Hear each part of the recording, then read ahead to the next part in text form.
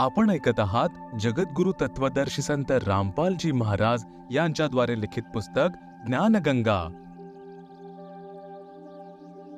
रजगुण श्री ब्रह्माजी, सतगुण श्री विष्णूजी आणि तमगुण श्री शिवजी या त्रिदेवांची पूजा व्यर्थ सांगितली आहे।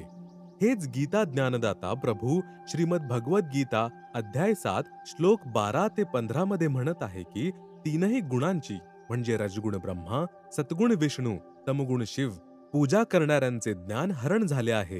हे तर यांच्यापेक्षा वर माझी भक्ती पूजा देखील करत नाहीत।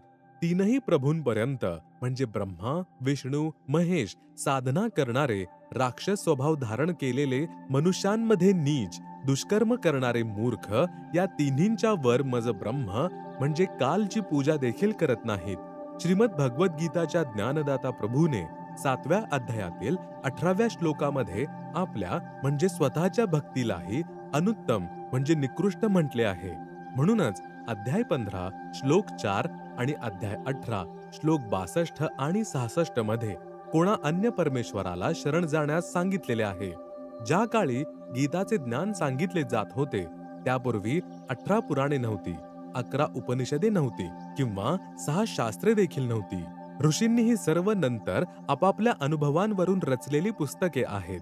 त्या काळी केवळ पवित्र 4 वेदच शास्त्र रूपामध्ये प्रमाणित होते आणि त्याच पवित्र 4 वेदांचा सारांश पवित्र गीताजीमध्ये वर्णित आहे।